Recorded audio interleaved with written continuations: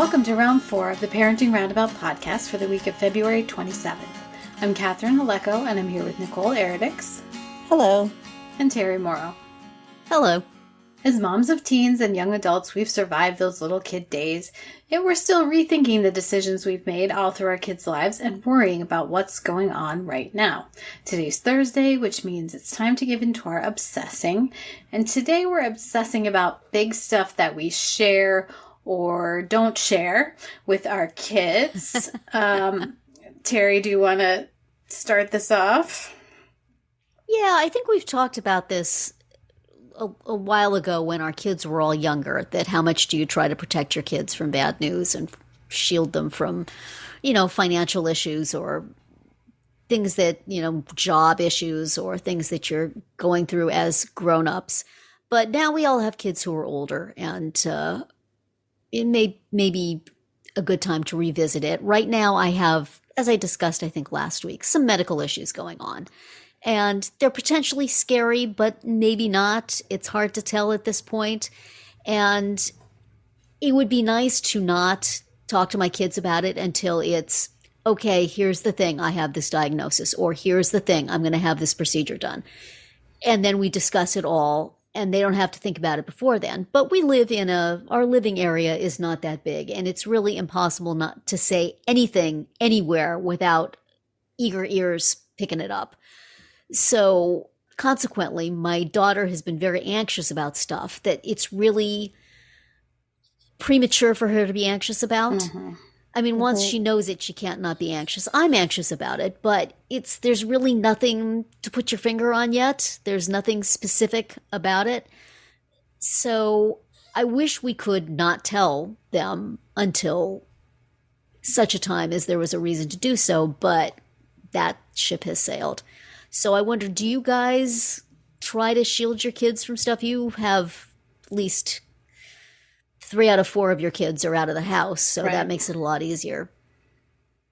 But do you try to include them on things as soon as there's something to talk about, or do you wait until you can spring it on them late and then they'll go, why didn't you tell me? Right, exactly. How long have you known about this? Yeah, I mean, we recently had where my dad was having some health issues, and first of all, I'm not sure if I would have been told if he didn't actually faint while I was on the phone with him. Yeah. But I didn't say anything to my kids right away because it was the same thing. Like, we don't know what's going on. We didn't know exactly what was happening. And so I didn't say anything, but my kids are on the extended family text group text. Oh, no. And they sporadically read it. Like, my daughter reads it probably a little bit more than my son. But yeah, so eventually my mom put something on there. So that's when everybody heard about it. Oh. So, yeah, it's tricky because you don't want to feel like you're, withholding information that maybe they're entitled to or that they will be upset to learn at a later date. But it's like, when do you cross that line, Right. from it being the wrong time to the right time. Yeah. You hope before, something happens that things get ahead of you, and then you have to backtrack and tell them. Right. But have you had any situations like that, Nicole? Well, you have your in-house medical counsel, so you have to share everything with. Well, it's getting harder to not share. Let's just say that. Yeah.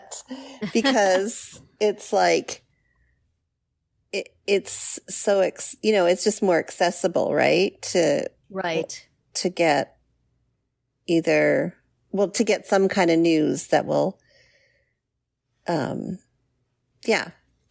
just next steps or information, right? Yeah. So it's getting harder to not share. And I know that, and I try to be mindful of how much I ask. And I think for the most part, though, I mean, I wouldn't say anything if I knew that it was going to worry them.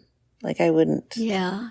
And my kids aren't at home anymore, right? So right. they're not going to much overhear. Easier. Yeah, they're not going to overhear those they don't know you're going to conversations. doctor's appointments or anything. Right.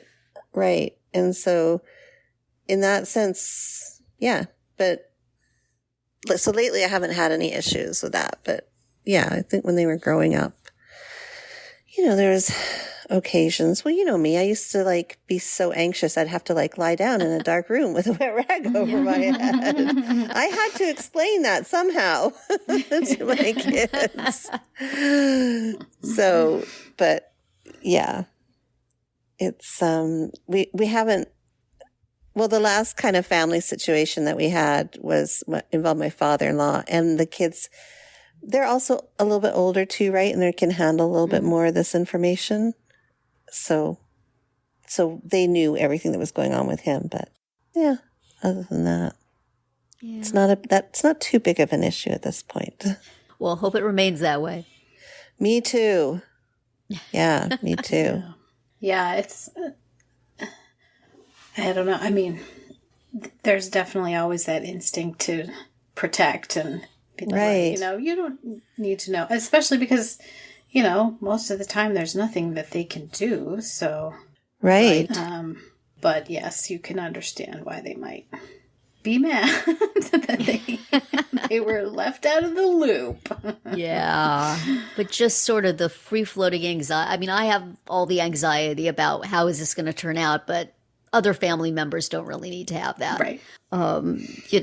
But it's not all the possible things that need to be worried about. It's one specific thing that needs to be worried about, and we can focus our worry on it when the time comes. Right. At the same time, though, we had a situation where a family member had something very, very serious and potentially, could have not gone the right way. Mm-hmm. And we weren't told about it until a year after. Oh, wow. And that was pretty upsetting, to find out that we weren't, not that we needed to be part of that conversation or give advice or anything, but just to know, for our own, you know what I mean? And then we would want to provide support. We could have provided support. There are ways that we could have alleviated some of the stress and the burden during that time, even though we're far away. But anyway, so that was a little bit awkward too. It was definitely challenging, but I don't know. And I also think, Terry, you said how just because of your living space, yes, you can't keep, you can't keep things. And also I think, even littler kids or whatever, they can figure stuff out. They know that something's going on. And so in that case, their free-floating anxiety might be even more free-floating. That's true. Because something is up, but I don't know what it is. And then it's hard because you don't want to specifically lie. Right. And say, oh, nothing's wrong, or I'm going to the store when you're going to the doctor. You don't want to tell lies you have to take back. Right. But at the same time, boy, you don't need to say, well, mommy might have cancer, but maybe not. Right. It's fine. Right. Yeah. That's a hard conversation, and I just don't know what the right way is because I've seen variations of it, and there just never is a right way to go about talking about that stuff. Yeah. So, well, right now I just have a swirl of maybes, probablys, maybe nots. And so I would just like to not think about it. Yes. So everybody stand down, please, until I get a firm, we're going to cut your throat open on this day.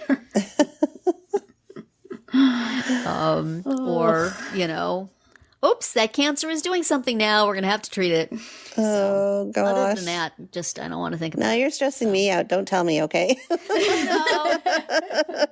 I don't want to know. Did I say cancer? Nicole's going to be in the dark room. Oh, there I go. With the wet rag. But there's nothing to worry about yet. It could all be nothing. Oh, well, we better stop before Nicole gets more upset. I'm sorry, listeners. Yeah. I should have kept it a secret. Some things are better left Nobody unsaid. Needs to know. This is one topic I don't ever want to know about. Okay. So anyway, it's indolent. So okay. Well, as long as it stays that way, and yes. You continue to return to our podcast every week because that is, that's what we want. So anyway, tune in tomorrow when we'll share our roundup of things that we've been using or enjoying lately that we think deserve a shout out. Find all our episodes at parentingroundabout.com and talk back on the comments there, on our Facebook page or on Twitter, where you'll find us at Roundabout Chat.